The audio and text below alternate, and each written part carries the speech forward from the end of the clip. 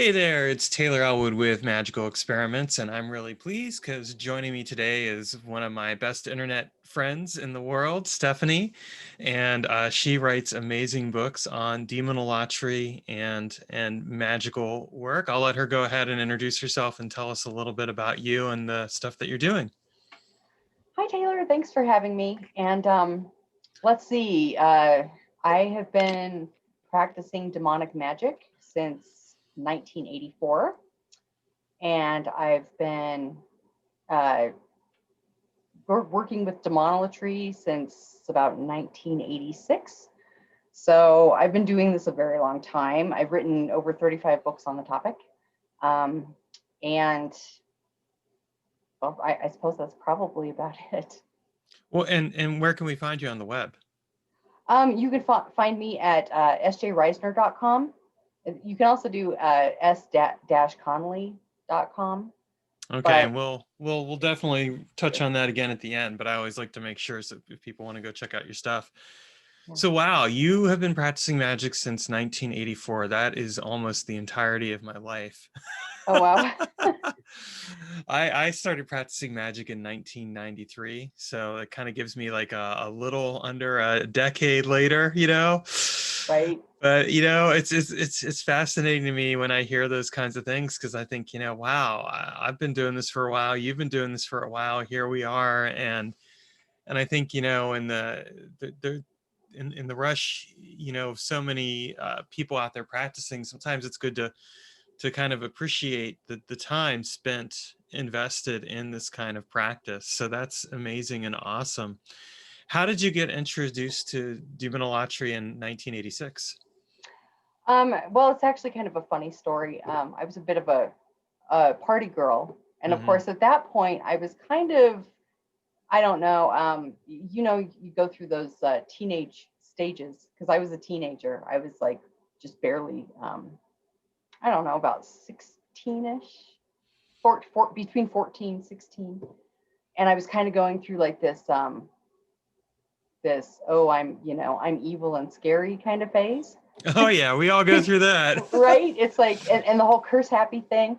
And I was invited to a party by a friend of mine. And it turned out the people holding the party were college students who were also demonolators. And when I actually found a copy of the Satanic Bible on the back of their toilet when I was using the restroom. And I actually went and asked my friend about it. And he's like, oh no, these are my friends Derek and Celinda, and they're the ones holding the party. And and he kind of introduced us and we started talking, and it just kind of went from there. And they kind of introduced me to demonolatry, and I was like, oh wait, this this is like what I practice, but like more practical, and it actually has like, I don't know, some foundational basis. I don't know. It's just something just clicked. That's pretty much how it happened, and I was kind of hooked. And of course, I couldn't be initiated until I was 18, so I had to wait until 1990 before I was actually initiated. But yeah, there was a lot. It was just an interesting and weird kind of like I don't know what you call that. It's synchronous events that kind of threw me into it. So That's really cool. I mean, I think, a lot of times those kinds of connections that occur are the kinds that you don't have happen every day, but they are so magical because you find the right people in your life that kind of steer you on the path, and it can be one of those little things that you just wouldn't expect. I mean, I remember in my case, I started practicing magic when I was 16, and I had this kid sit me down and tell me, this lurid story about astral projection and how he'd encountered demons in the astral projection. And the last thing he expected was for me to just sit there and say, well, tell me more, because he was trying to freak me out. Well, no such luck there. I wanted to know more. And so he kind of blinked, and then the next day brought books in, and I started reading, and things went from there. But it is a fascinating thing. One of the things that interests me about your approach to working with demons and spirits in general is that, and it's an approach that I take as well. It's one that's based on building a relationship of respect. And I think that this is really important because there's a lot of books out there right now where the opposite approach is encouraged. I mean, as an example, the Gallery of Magic books are great examples of that. Like you see these tons of books out there, and not just them, like the whole grimoire tradition in general. There's kind of like, okay, well, if you want to call up a spirit, you call up the angels first, and then you threaten that spirit with the angels, and then get them to do what you want. And this has become more prevalent lately in the last few years, I think. I mean, not that it wasn't there before, but it's kind of like it's had this resurgence. So, what are your thoughts on that, and how do you approach this conversation, especially when you're coming at it from an approach that is counter to that one of building respect and not trying to coerce a spirit into doing stuff? Well, and I think in a lot of ways, and I've given this a lot of thought because I used to be very, very anti, like, grimoire magic type techniques until I realized some of the people using it were using it based on what they felt spirits actually were. Some people really do believe that spirits are part of their psyche and it's part of themselves. And for some people, the only way they can force change within themselves is basically to kick their own butts. So when they're actually doing that threatening and all of that, they're really threatening themselves. Now, when we're talking about external spirits, I think that's a lot of that is fear. And I think when we're working with spirits outside of ourselves, um, when we're working with spirits outside of ourselves, I've always found it's a lot easier to get results if you're just being nice about it. I mean, you wouldn't go ask for somebody like another person's help and be a jerk about it because chances are they're going to tell you hell no. So so that's where demonolatry really made sense to me. Is why be a jerk? And there's no you shouldn't approach them with this fear, because sometimes the demonic, they're lesson teachers. They like to, like, if you fear them, sometimes they'll give you something to fear just to make you face that fear, because it's something you need to get over, if you're going to work with them with any effect, in my personal opinion. Because I've done the grimoire magic thing. I did that in my younger years, and I just never got the results with it. And it always felt wrong too. It always felt like, wow, this is kind of rude. And I don't know if it's just my natural empathy or compassion toward other things.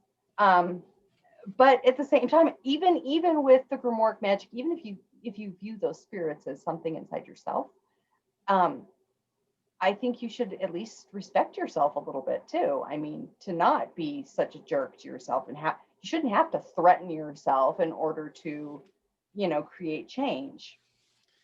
So, Yeah. I mean, that's an interesting point. I think whether you're applying this to yourself as a psychological model kind of thing, which I don't really agree with anyway, but I mean, hey, fair enough. If you want to do it that way, that's fine. Or whether you're approaching it from a perspective of, I want to work with these spirits. mhm, It's like, you're gonna get a lot further by being respectful. And I think, in my opinion, I mean, the fact of the matter is, like, if just having done enough of internal work myself, I mean, I think that, like, if I've tried to force myself to do something, and instead of really going along with it, of course I'm not going to get the results I'm looking for, because some right. part of that part of me is going to rebel. And it's the same thing with the spirits. I never really did anything with the grimoire traditions. When I started out practicing magic, I went really from right from the get-go. I approached it from a respectful relationship perspective because it just made sense to me. And the Mhm. idea of trying to coerce or force something to do something really just seemed wrong, because if nothing else, I thought of all my experiences of being forced to go to church as a kid. And I thought I hated going to church. So why would I try and do something like that to somebody, not that, why would I try and force the demon or whatever to go to church, so to speak, that just doesn't seem right. And so I think it's interesting when people take that approach, and then they're like, well, any other approach you can't get results, because I've seen that before too, like certain other books, and I'm like, no, I've gotten some very effective results. I've had stuff Right. that's Well, I been think that's in the transformative. Right. Well, and that's in the mindset of the practitioner too. I mean, if they really believe that they're not going to get results any other way, they like it's a self-fulfilled prophecy at that point. Because I think our mental state and our psychology toward magic really has an impact on it. It's kind of like people who another big thing that's like really popular right now is just pelting spirits with offerings as if you're paying them like they're your employee. And people are like, well, what did the spirits get out of it? Well, if you look at the actual nature of the demonic, demons are divine intelligences. That's a very broad and encompassing term. The original meaning of the word demon is divine intelligence. It was only perverted through Christianity years later. Because if you look at the origins of the word, it meant divine intelligence or replete with wisdom. So I think ultimately the goal, I mean, what the demonic get in return is it's kind of their natural state to impart wisdom. It's kind of their natural thing. They're lesson teachers. They force you to face fears and look at yourself. And I mean, initially, I think a lot of us get started in magic because we're like, oh, a lot of people it will be for low magic reasons. They want change in their physical world, in the mundane world. And they either want to curse somebody that they're angry with, to make someone love them, to gain power, to gain money. Those are like, or even healing. Those are your basic reasons a lot of people will jump into magic. And Yeah. so they think they have to like pay the spirits for these things. And it's like, and even though demonolatry, and I don't want to with demonolatry, we do like offerings, usually burnt offerings with sigils, and it's a blood magic tradition. So, we'll prick our finger and put a drop of blood on, like, if we're doing like a request portion of the ritual where we're saying, I would really like to do this thing or whatever, and I could use maybe some influence here or something. And you put the blood on the paper and then you burn it to alchemically transform that and send it into a different plane of existence from the physical to the spiritual. So it's really symbolic of that. Um, so we do those types of offerings, or sometimes we'll leave candles on an altar of flowers or something like that, but it's not a constant pelting of offerings. And I've noticed that's become like a really big thing too. It's like, well, you have to pay the spirits. And then some people will tell you, oh, well, don't give the spirits blood, because if you do that, they'll just want more and more and more, and until you eventually kill yourself or ruin yourself. Well, I've been doing this for how many years now, and I haven't been ruined. As a matter of fact, I think I've gotten more successful over the years. You certainly seem successful to me, and I follow your career quite a bit. So I mean, I definitely would have to agree with you on that one.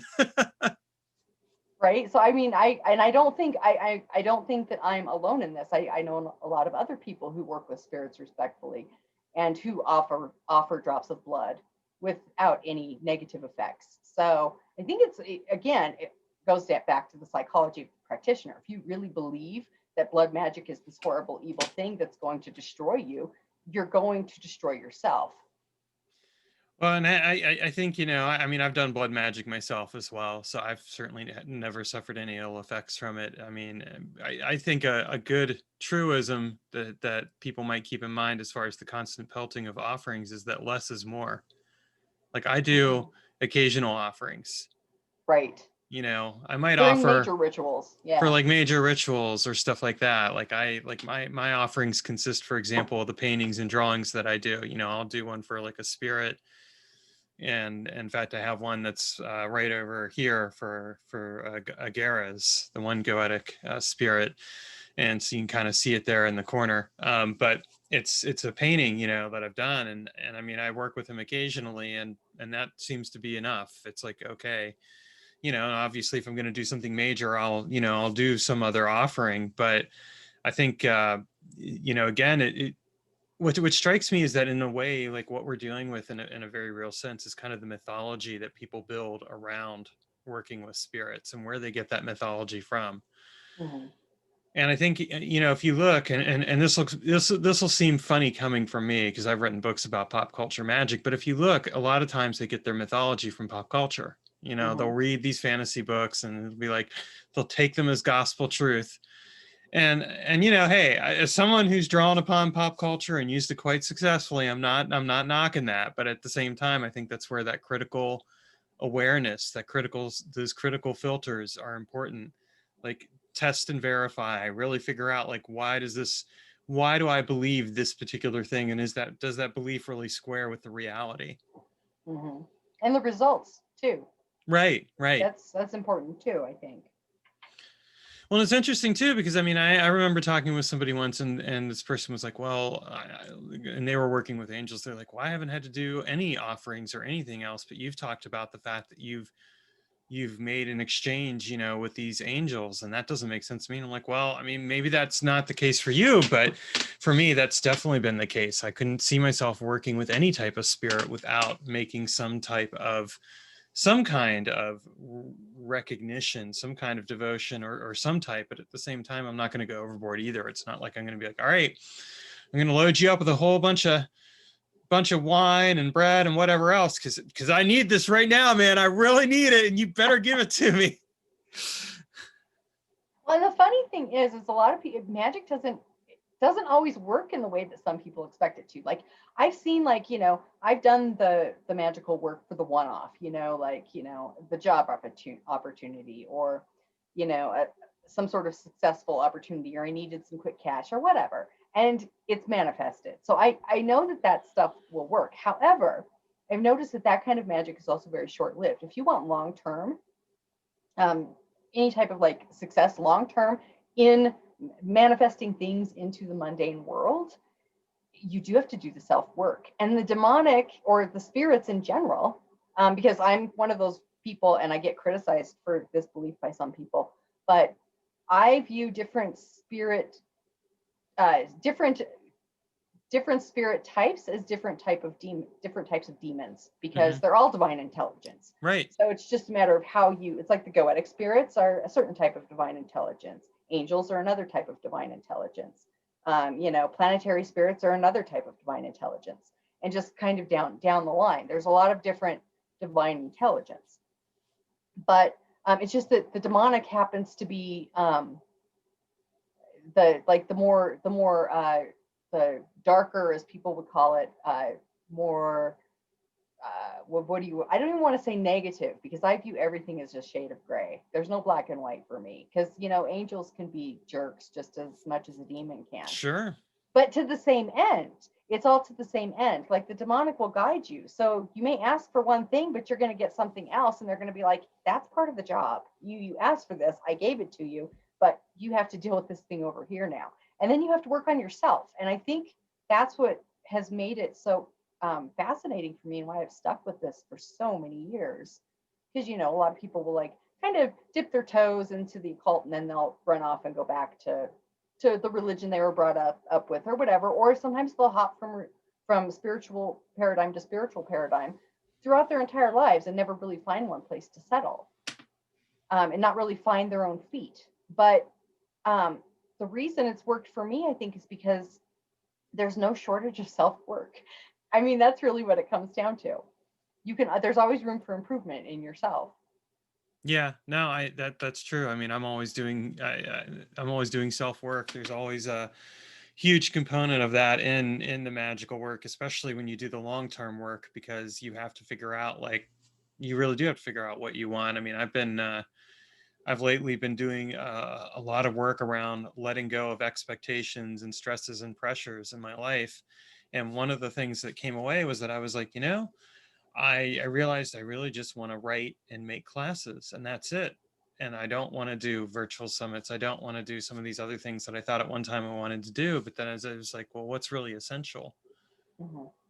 And I think, again, a lot of people a lot of people underestimate that or don't focus on it. I mean, one thing I've observed is that people will go so heavy on the magic end that they won't actually attend to some of the other ends of things. So, like, you know, like, some aspects of that internal work really comes right down to, for example, reading some stuff that isn't occult, but nonetheless could inform your occult practice, you know, Yes.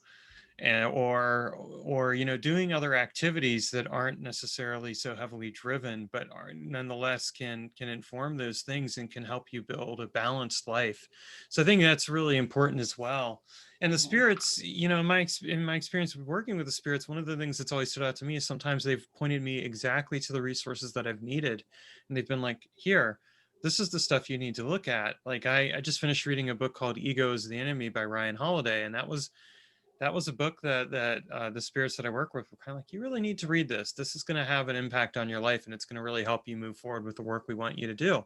Well, they're right. You know, reading that book has helped immensely. It doesn't have anything to do with magic, but it does have a lot to do with internal work. Yeah, absolutely.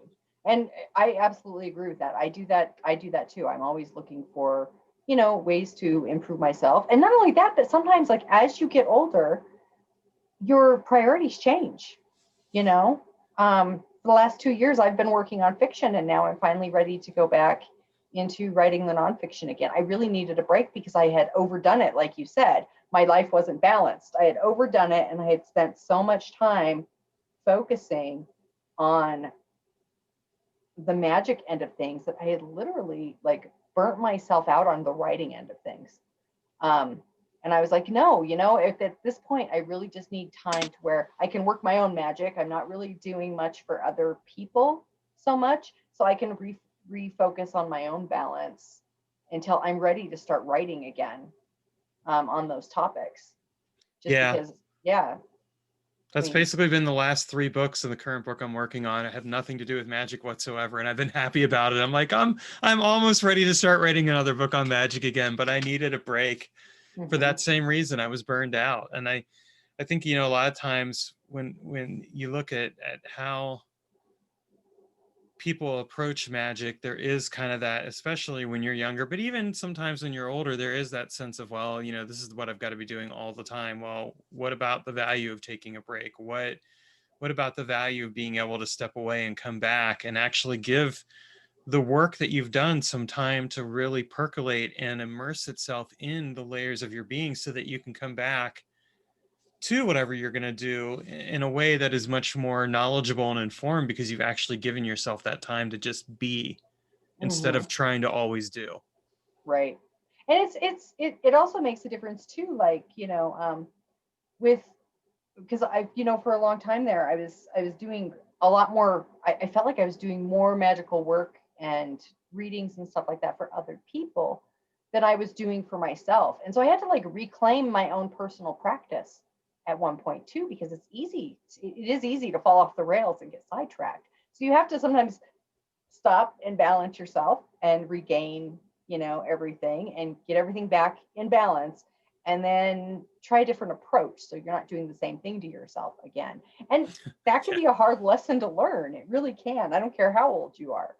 So, I'm right there with you because I had that lesson earlier this last year in August, September. That was definitely a rebalancing, and it was a much needed. And it's kind of one of those things where, you know, you can go off the deep end so easily with anything, and it's not just magic, but yeah. certainly, I mean, I think magic just tends to be one of the easier things to go off the deep end with.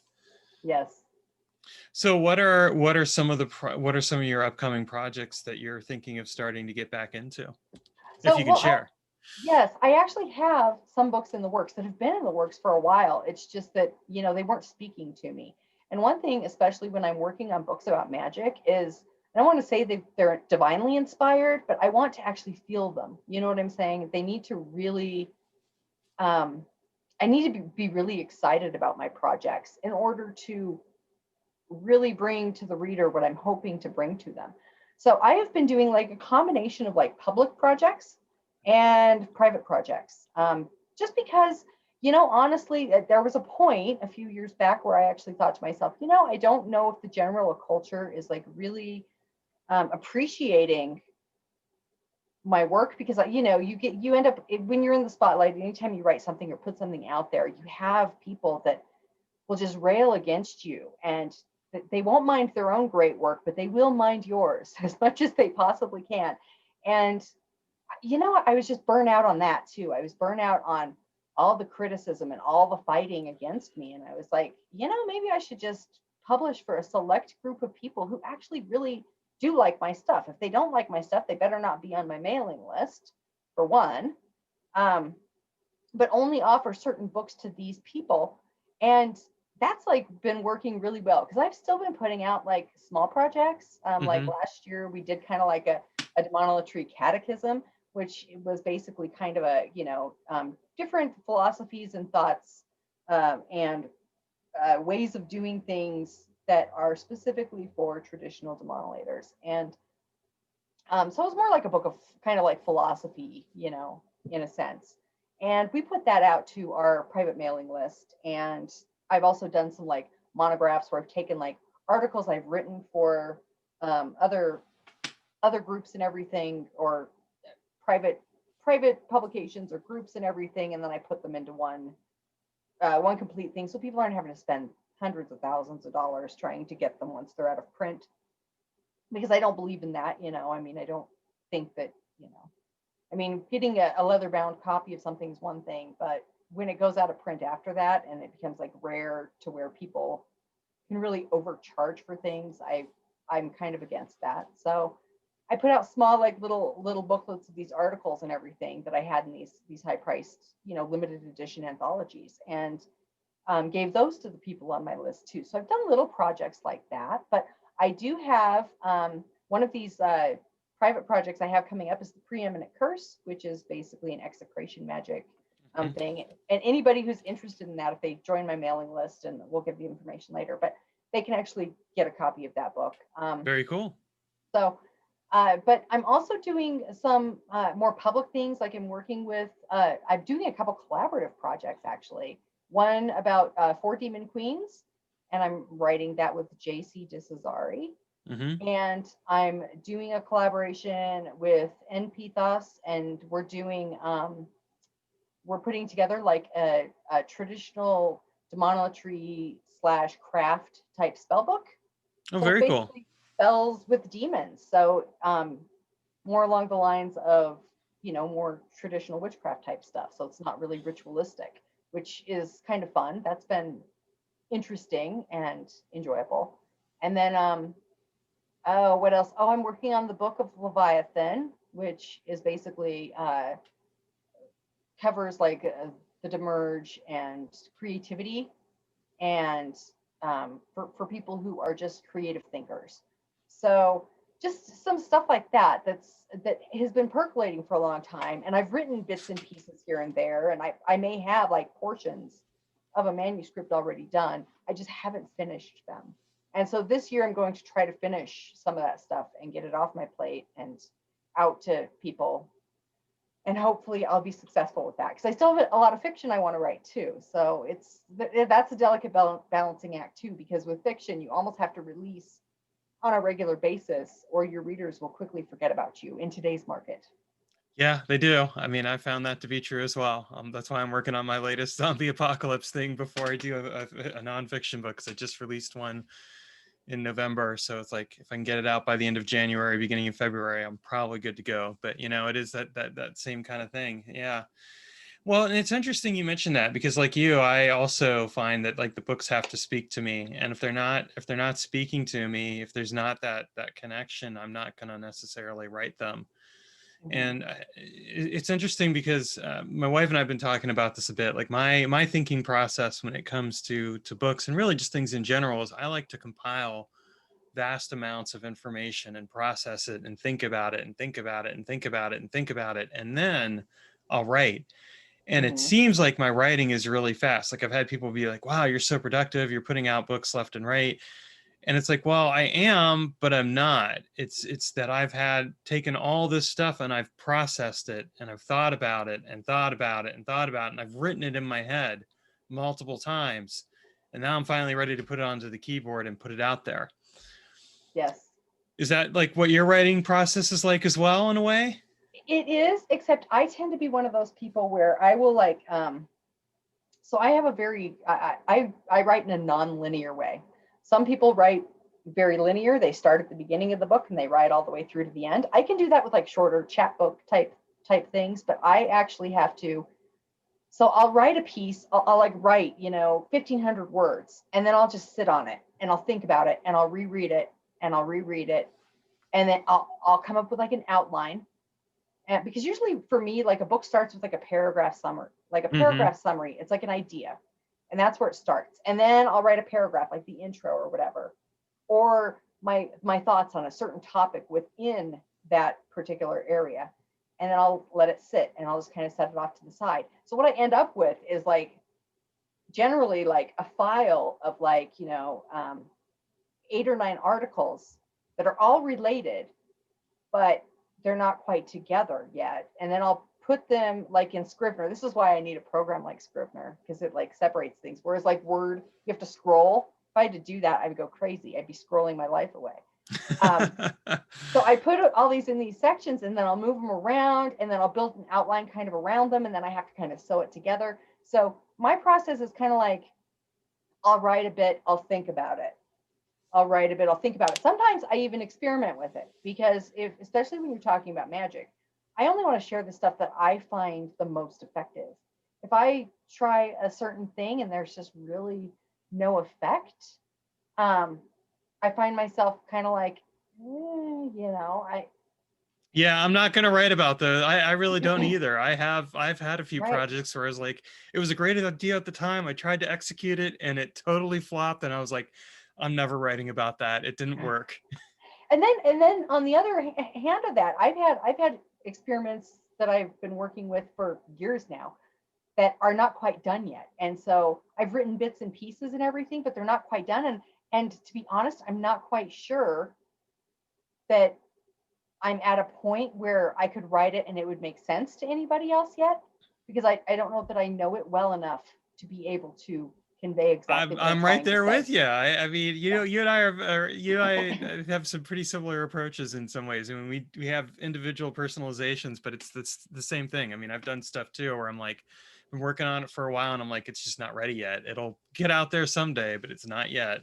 Yes. And that's why I hate, especially for nonfiction, giving out release dates. And people are like, well, can I have a release date? I've done that in the past and I've failed spectacularly on Yeah. getting the stuff out because it's like, no, the book isn't ready to speak to me. It's not ready yet. Like for the preeminent curse, I had that problem. I was like, what am I trying to say here? Is this a book about cursing in general? Is it a book about one curse? Is it a book about exactly what is it? Because execration magic is kind of one of those things I find fascinating. I don't use it a lot. I don't have need to. I don't have a lot of enemies in my life. I never Well, have. and you know, if you're doing it right, you have less and less enemies as your life goes on anyway. Right? Yeah, there you go. Exactly. But I mean, I'm sure, like I said, I'm sure I have detractors and critics and all that crap, but I don't consider them enemies because I never really, it's hard to, if you don't know someone, they can't really be your enemy, right? Because It's what hard to they be an say, there's, enemy if you don't. It's hard for someone to be your enemy if you don't care.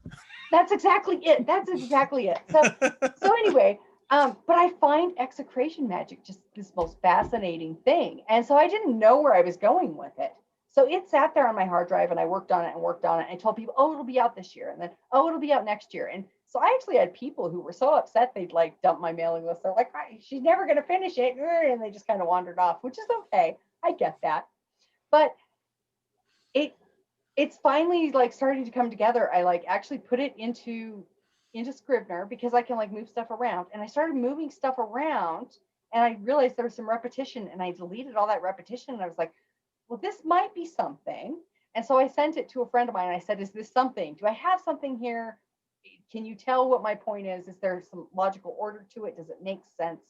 Is it, and she came back, she's like, oh no, this is you, I think you finally figured it out. So, but it took me how many years to do that? I think the original file that I had in Word, because I thought it was going to be a lot shorter than it ended up being, or than it's ending up being, was from 2016.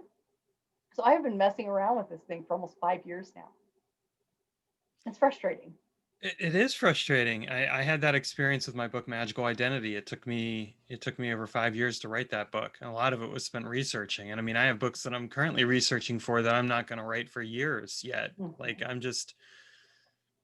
I know there's something there, but there's stuff that I'm researching and I'm learning about that it's just going to take me that long to get there.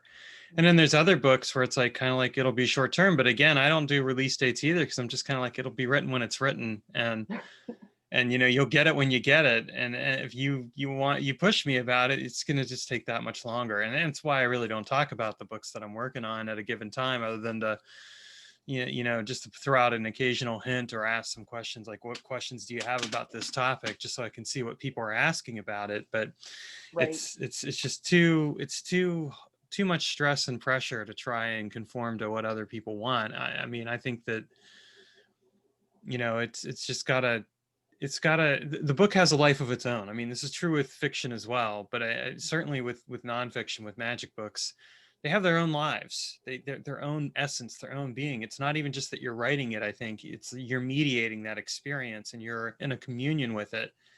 And so you can't force it or rush it, because there may be things that you need to experience or learn before you can get there. Right. Exactly. And when people want people treat books like they're kind of just like they're like these artifacts, like, okay, here's this book right here, and that's it. But it's like, this book is a living, breathing being. It has more presence and essence to it than not. And it's kind of a funny little thing, because people want it to be they want it now. They want all that knowledge and information, and it's like, even if you read that in the book, it's until you actually apply and do the work that it's really going to come out. So I mean, great, you'll have the book, but what does that really mean anyway? Right. Yeah, that's exactly it. It's kind of like uh what was that thing with the tomato? Like knowledge is knowing that a tomato is a fruit. What is it? Experience is knowing not to put tomatoes in a fruit salad. And what was it? Wisdom, or no, that was the wisdom part. And then there was another part of saying, wondering if the tomato's a smoothie, or ketchup is a smoothie or something like that, which was really cute, but it like really kind of fits there. Well, I mean, the way I like to put it too is that you have to work the book in order for the book to work for you. Yes. And sometimes you're just not at a place where you're ready to really understand what the book is trying to say. There have been books like, and people think it's like really crazy of me, but I have in years past gone back to complete beginner books and reread them with fresh eyes, and they've made more sense and they've had deeper meaning for me. I do that too, and Or, I actually had someone critique me about that once. He's like, "Why?" Because I was going through this period of time where I was talking about magic from a beginner's perspective. And he's like, "Why are you doing that? Why are you writing all these emails and all this stuff from that perspective?" He's like, I want the advanced stuff. That's why I'm here." And I'm like, "Because I'm finding it really helpful to go back and revisit that part of my journey again from a perspective of a beginner. Yes, I practiced magic for X number of years, but just because I had those experiences doesn't mean that I can't go back and look at these beginner books, or do these things, or offer some thoughts from that perspective, because it's so valuable. And if you really want to be in touch with your spiritual practice and path, you have to be willing to go back to the beginning, I think, at times. mhm. I think so too, because I think you miss things in the very beginning too. I mean, there's things you may have missed before when you go back and you're like, oh, that makes more sense. I wish I would have caught this back then. But then at that time, you didn't really have the perspective to actually see that in that same book. So it's really weird how that works. But yeah, there are books I'll go back and I'll reread because I'll catch new things each time. Yeah, So I same thing for me. And so I think it's kind of an interesting thing when people get caught up in that, like they want to get through the book so quickly. But mhm. it's like there's you're gonna, if you're doing it right, you're gonna come back to that book. I mean, there's a few books that I come back to every so often, and I always come away with something. And that's how it should be. Your spiritual practice shouldn't just be something that's so shallow that it only requires a once through. You're Right. if you're really doing it, it's going to be something where you're going to come back, and the experiences that you bring with you will open your eyes to the deeper hidden truths that are within the books. Yeah, absolutely. So it's kind of an interesting, fascinating thing. So where do you see magic going in the future? Let's take a futurist perspective here. Where do you see magic overall as a trend? Where do you see it going in the next 5 to 10 years? Any thoughts on that? Well, I've seen a lot of melding of different systems, and people coming to their own uh, paths by bringing stuff in from different traditions to kind of create their own thing. And so basically the whole chaos magic approach. And I think that's wonderful. I mean, if people can find stuff, I mean, I'm not against foundation.